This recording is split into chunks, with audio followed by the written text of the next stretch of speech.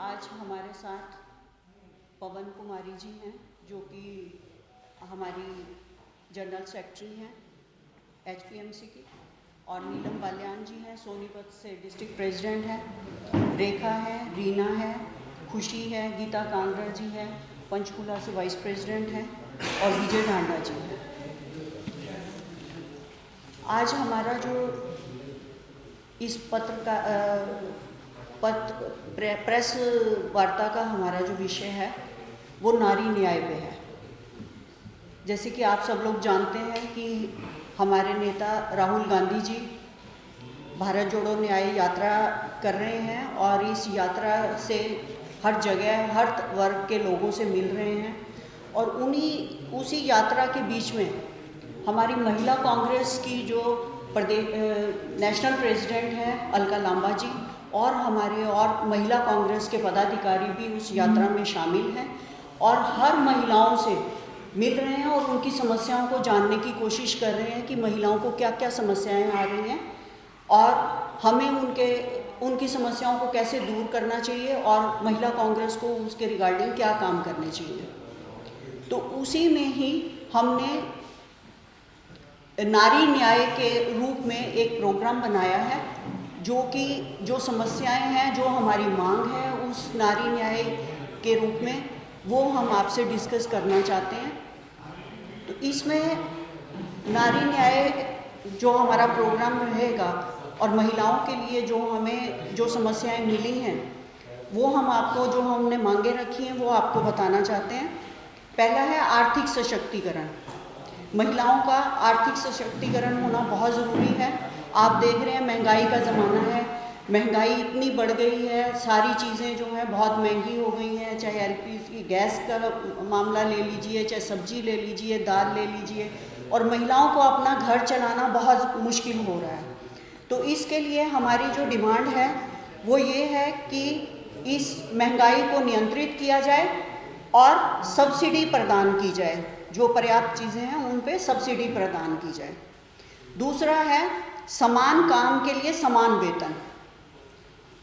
2002 की विश्व असमानता रिपोर्ट में जो भारत है, पुरुषों का श्रम आय जो है 82% है और महिलाओं का 18% है। चाहे इसमें कृषि में काम करने वाली भी महिलाएं हैं उनको भी कम वेतन मिलता है, या दूसरे भी काम करने वाली महिलाएं हैं उनको पुरुषों के हिसाब से कम वेतन दिया जाता है। तो इससे सरकार से हम मांग करते हैं कि ये सुनिश्चित किया जाए और इस असमानता को जल्दी से जल्दी ख़त्म किया जाए। फिर है सामाजिक सशक्तिकरण। महिलाओं का सामाजिक सशक्तिकरण होना चाहिए। इसमें सबसे पहले है स्वास्थ्य संबंधी ज़रूरतें। जो हम कांग्रेस के जब शासनकाल था उसमें बहुत सारे प्राथमिक स्वास्थ्य केंद्र खोले गए और आज की जो हालात हैं उनमें से बहुत सारे स्वास्थ्य केंद्र ख़त्म हो गए हैं, बंद कर दिए गए हैं, और बाकी जो स्वास्थ्य केंद्र हैं उनमें डॉक्टरों की सुविधा और बाकी सुविधाएं जो हैं नहीं मिल पा रही हैं, और प्रसव केंद्र जो हैं वो बहुत दूर हैं और उसकी वजह से जो कैजुअलिटी हैं वो बहुत ज़्यादा बढ़ रही है। महिलाओं को बहुत दूर जाना पड़ता है, उनका जब इमरजेंसी का टाइम होता है तो वो दूरी जब तय करनी होती है, कई महिलाएं उस दूरी को तय नहीं कर पाती और उनकी डेथ हो जाती है। तो हम डिमांड करते हैं कि हर 5 किलोमीटर के ऊपर स्वास्थ्य केंद्र जरूर महिलाओं के लिए होना चाहिए। फिर है शिक्षा का। शिक्षा, कांग्रेस ने सभी जगह मुफ्त प्राथमिक शिक्षा को प्राथमिकता दी और IIT, IIM सहित बहुत सारी प्रतिष्ठित संस्थान खोले गए, लेकिन आज जो है शिक्षा व्यवस्था जो है चरमरा चुकी है और इसके अंदर स्कूल बंद किए जा रहे हैं और कई जगह पे टीचर नहीं है, टीचर की जो है उनकी भर्तियाँ नहीं हो रही, पद खाली हैं लेकिन उनकी भर्तियाँ नहीं हो रही। तो सरकार से डिमांड करते हैं कि शिक्षा को प्राथमिकता दी जाए और बजट में भी कटौती की जा रही है, शिक्षा के लिए बजट में भी कटौती की जा रही है। तो हम डिमांड करते हैं कि भी प्राथमिकता दी जाए शिक्षा को, और जिस तरह से कि इनका नारा है बेटी पढ़ाओ का, तो उसको सार्थक किया जाए। फिर है स्वास्थ्य और शौचालय संबंधी समस्याएं। महिलाओं के जो नीची जाति की बस्तियां हैं और हैं उनमें शौचालय की नई व्यवस्था की गई। सरकार तो बहुत अपने वायदे करती है कि हमने इतने शौचालय लगा दिए, कर दिए और इस तरह से बहुत ज़्यादा व्यवस्थित कर दिया है, लेकिन वो सिर्फ कागज़ों पर है और जो भी किया है उसकी मेंटेनेंस नहीं है। आप भी देख सकते हैं, यहाँ से हम बाहर जाते हैं, जब चंडीगढ़ पंचकुला की तरफ जाते हैं, जो शौचालय हैं ना उनके दरवाजे हैं ना उन पे पॉट हैं, सब कुछ उखाड़ दिए गए हैं। तो ये सरकार का कर्तव्य बनता है कि उनको व्यवस्थित भी करना, उनकी देखभाल भी करना, तभी वो चीज़ जो है सार्थक होगी। तो इसके लिए हम सरकार से डिमांड करते हैं कि 5 किलोमीटर की दूरी पर महिलाओं के लिए मुफ्त सार्वजनिक शौचालय होने चाहिए। फिर है राजनीतिक सशक्तिकरण। राजनीतिक सशक्तिकरण में कांग्रेस ने पंचायती स्तर पर महिलाओं के लिए आरक्षण प्रदान किया और पंचायती राज अधिनियम लाया गया, जिसमें ज़मीनी स्तर पर लाखों की तादाद में महिलाएं जो हैं अपनी भागीदारी पंचायती राज में दे रही थी। और अब जो अधिनियम आया है, लागू नहीं हुआ अभी, अधिनियम बन गया है आरक्षण का, लेकिन वो एक जुमला ही साबित हुआ। महिलाओं के लिए आरक्षण 33% आरक्षण की को कानून तो बना दिया गया, लेकिन उसमें ऐसे क्लॉज लगा दिए गए जिसमें कि महिलाओं को उसका कोई फ़ायदा नहीं मिल सकता। तो हम कहना चाहते हैं कि जल्द से जल्द उसको लागू किया जाए और ये लोकसभा के जो चुनाव हैं उसमें महिलाओं का प्रतिनिधित्व उसी तरह से 33% मिलना चाहिए। क्योंकि आप देखिए कि इस सरकार को, बीजेपी सरकार को महिलाओं का वोट तो चाहिए, लेकिन महिलाओं का प्रतिनिधित्व नहीं चाहिए। तो ये एक जो दोगली नीति है, इसको ख़त्म किया जाए और इसको जल्दी से जल्दी लागू किया जाए, और ये हमारी मांग रहेगी। फिर है हिंसा के खिलाफ संरक्षण और न्याय की आवश्यकता।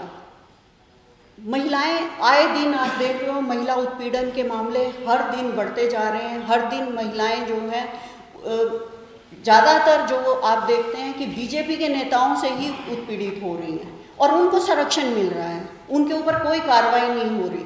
जैसे कि आप देख रहे हैं कि हमारे जो खेल मंत्री थे संदीप सिंह जी, उनके लिए मैंने भी प्रेस कॉन्फ्रेंस की, हमने बहुत एजिटेशंस किए, उसके बावजूद भी हमारे यहाँ हरियाणा के मुख्यमंत्री जो हैं, वो विधानसभा में जब ये आवाज़ उठाई गई और कहा उनको बर्खास्त किया जाए, वो कहते हैं हम नहीं करेंगे, नहीं करेंगे, नहीं करेंगे। ये बहुत बेशर्मी वाली बात है।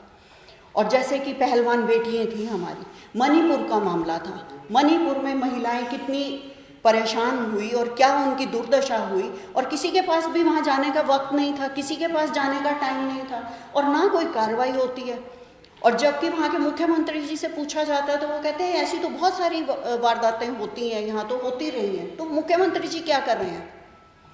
या प्रधानमंत्री जी के पास टाइम नहीं है वहाँ पे 1 मिनट भी जाने का और वहाँ की जो व्यथा सुनने का और वहाँ के जो पीड़ित लोग हैं उनसे मिलने का? बाकी जगह सब जगह जाते हैं, तो क्यों उनके पास इस चीज़ के लिए टाइम नहीं है? तो हम ये डिमांड करते हैं कि अन्याय के खिलाफ कड़ा रुख अपनाया जाए, जिसमें महिलाओं के खिलाफ इस्तेमाल की जाने वाली अपमानजनक भाषा और सड़क और ऑनलाइन पर बेरोक टोक ट्रोल संस्कृति के खिलाफ प्रभावी कदम उठाए जाएं। फिर है महिलाओं की गरिमा। भाजपा के शासन के दौरान हमने महिलाओं की गरिमा का लगातार उल्लंघन देखा है और भाजपा नेता अपने संवैधानिक अधिकारों के अनुरूप अपने मन की बात कहने वाली महिलाओं के खिलाफ सख्त गैरकानूनी कार्रवाई कर रहे हैं। हम इसकी कड़े शब्दों में निंदा करते हैं और ये सुनिश्चित करने के लिए आह्वान करते हैं कि सभी नागरिकों की तरह महिलाओं को भी उनके निजी जीवन के सभी पहलुओं में संवैधानिक सुरक्षा और सम्मान सुनिश्चित किया जाए। हम महिला कांग्रेस इस देश में संवैधानिक मूल्य और उन महिलाओं के अधिकारों के लिए लड़ने के लिए प्रतिबद्ध है जो इस देश की आधी आबादी है, लेकिन इसके मुद्दे पूरे देश को प्रभावित करते हैं। बहुत बहुत धन्यवाद आपको। तो ये हमारा वो है, आज लॉन्च करेंगे हम लोग नारी न्याय का जो हमारा ये वो एजेंडा रहेगा।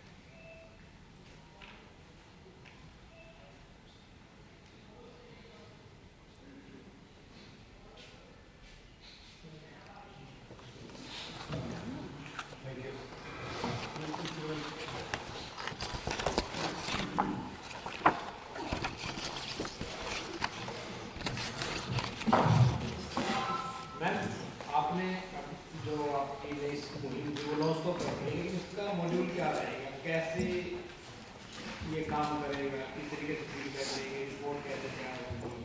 देखिए, महिला कांग्रेस इन मुद्दों पर पहले भी काम कर रही है। जहाँ भी किसी महिला को कोई परेशानी होती है, हाँ जी, कोई टीम वगैरह स्पेशल बनाई हो? टीम हमारे जो महिला कांग्रेस के संगठन है, हर डिस्ट्रिक्ट में संगठन है, हर ब्लॉक लेवल पे संगठन है। जहाँ भी कोई वो होगी तो वो टीम पहले आएगी और उसके बाद हम लोग भी वहाँ पे जाके, और कोई बहुत ही ज़्यादा बड़ा मुद्दा होगा तो नेशनल प्रेसिडेंट भी वहाँ पे पहुँच के और उस चीज़ को उस पर कार्रवाई करवाएगी। कोई मैम कब तक चलेगा ये, कोई ऐसा टारगेट कि जब तक महिला कांग्रेस है तब तक चलेगा जी, क्योंकि ये महिला कांग्रेस जो है प्रतिबद्ध है कि महिलाओं के सुरक्षा के लिए, महिलाओं के अधिकारों के लिए वो हमेशा लड़ती रहेगी। न्याय की लड़ाई न्याय नहीं तक चलेगी। तो नारी शक्ति विधेयक को इसी चुनाव से लागू किया जाए? हाँ जी, ये जो सेंट्रल गवर्नमेंट ने विधेयक पारित किया है उसको लागू इसी चुनाव से लागू करने की मांग यही है हमारी, लोकसभा के चुनाव से पहले इसको लागू किया जाए। जब हम लंबे टाइम से जब ये कांग्रेस ही लेके आई थी और लंबे टाइम तक ये विधेयक राज्यसभा में रखा रहा था, वर्तमान सरकार ने पास कर दिया, आपकी सत्ता आई, आप लागू कर लेना, लेकिन आपको कोटा इन कोटा भी चाहिए। देखिए, और कहीं ना कहीं सरकार कोटा इन कोटा विमेन नारी जो बिल आपका उसमें समर्थन नहीं कर रही। नहीं, हमारी सरकार कांग्रेस पार्टी हमेशा से समर्थन करती रही है। उन्होंने ही ये जो बिल था लोकसभा में रखा था, लेकिन उस समय ये बीजेपी के ही लीडर थे जो कि इसको नहीं पास होने दे रहे थे और हमारी उस समय मेजॉरिटी नहीं थी, तो हम पास नहीं कर पा रहे थे, तो यही वजह थी। और अब आपने देखा है कि भाई उन्होंने इसको अपोज तो नहीं किया ना, साथ थे वो। तो जब सारा पास हो गया, अगर इनकी नीयत होती इसको करने के लिए, वो तो सिर्फ महिला वोटर्स को लुभाने का काम किया कि ये अब चुनाव आ रहे हैं, लोकसभा के चुनाव आ रहे हैं और उसके बाद हरियाणा के भी विधानसभा के चुनाव हैं, तो उसका फ़ायदा उठाने के लिए, सिर्फ महिलाओं को लुभाने के लिए ये काम किया गया है। और बाकी ये कुछ भी नहीं है। जैसे पहले जुमले निकले हैं कि 15 लाख रुपए हर एक के उसमें आ जाएंगे, 2 करोड़ नौकरियां हर साल मिलेंगी। 10 साल हो गए हैं, 20 करोड़ नौकरियां तो नहीं मिली, फिर हरियाणा नंबर 1 क्यों है बेरोजगारी में? तो उसी तरह ये भी जुमला साबित हुआ कि सिर्फ इनको वोट चाहिए महिलाओं की, ना कि उनका प्रतिनिधित्व चाहिए। तो ये बेटी बचाओ बेटी पढ़ाओ का भी जो नारा है वो भी ये सार्थक नहीं करते।